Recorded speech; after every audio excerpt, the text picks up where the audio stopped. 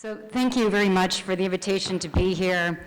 It's really a pleasure and honor to participate in this seminar on new forms of solidarity.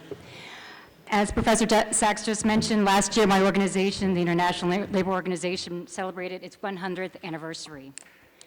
At its establishment in 1919, along with the League of Nations, the founders laid out 9 guiding principles that member states were to abide by, including the principle that labor is not a commodity. This simple but dramatic principle guides the ILO's work. The ILO was founded in the wake of the savagery of the Great War. Political leaders at that time realized that only through social justice could there be lasting peace, and that dialogue and cooperation were fundamental for achieving social justice. The ILO is the only international organization to have a tripartite structure.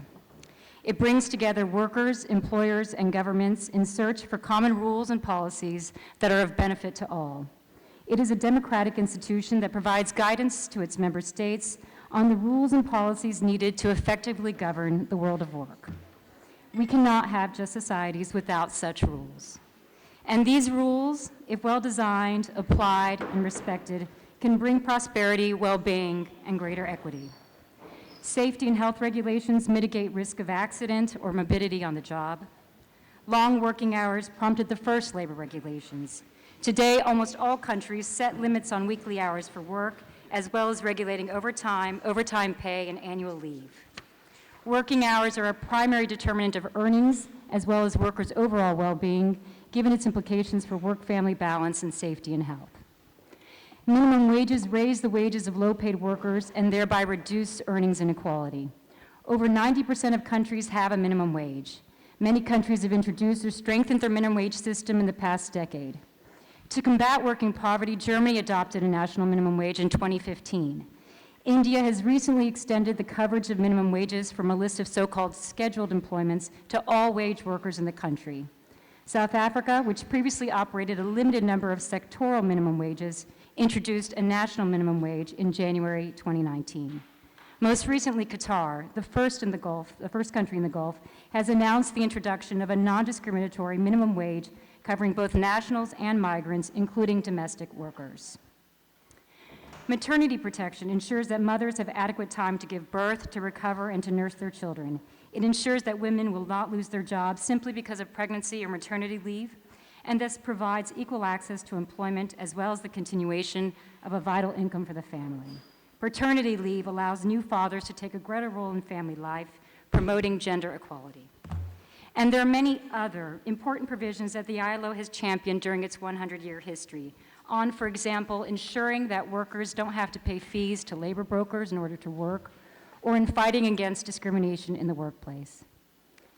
Yet while the world has made enormous progress on these fronts, too often our institutions are being questioned, chipped away, or ignored. Too often they are dismissed. Most recently, technological progress is being used as an excuse to skirt these regulations, to characterize them as relics of an industrial age that are not needed in our new digital world.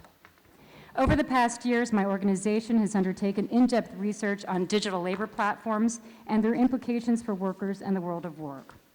While technological changes have allowed these platforms to emerge, it is humans who have designed these platforms and who, through their design, decide who benefits and who loses. These platforms can be a source of good, a means to bring economic opportunities to workers who have been marginalized in the labor market, a new and more efficient way of organizing work for our 21st century lives.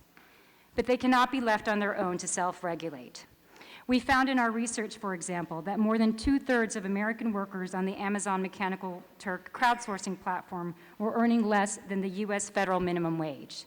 They were also not being privy to Social Security benefits.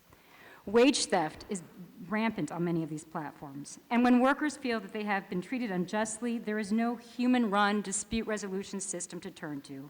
Management by algorithm is the new normal. Where are the regulators? How are we to ensure a fair and just future of work if we do not establish rules of governance? What needs to be done to ensure that labor does not become a commodity? The idea that the labor market or the financial market can self-regulate is a libertarian fantasy. It is a false fantasy, as there is no such thing as no regulation. In the absence of democratic institutions that set norms, those who covet and enjoy power will set these norms to their benefit. Jeff Bezos should not be setting regulation. The stakes are too high to leave our institutions to chance. We are living in times of economic prosperity and technological advances never before seen, but also in times of tremendous inequality. This inequality is a manifestation of a breakdown of many of our institutions, but also a breakdown in our values and our belief and support of government. Inequality will not wither away on its own. It must be addressed. A vast number of policy areas discussed in this conference can help to tackle inequality. Certainly, financial regulation and taxation are at the center. Closing tax havens, and increasing public investment to secure the services required to meet the SDG goals while ensuring the transition to a greener, carbon-neutral world. Building inclusive labor markets through tripartite social dialogue must also be at the center of these efforts. We must work together to ensure that all workers are covered by labor laws, that all workers benefit from a minimum level of protection, and that regulations are enforced. Social justice is not a luxury that impedes development.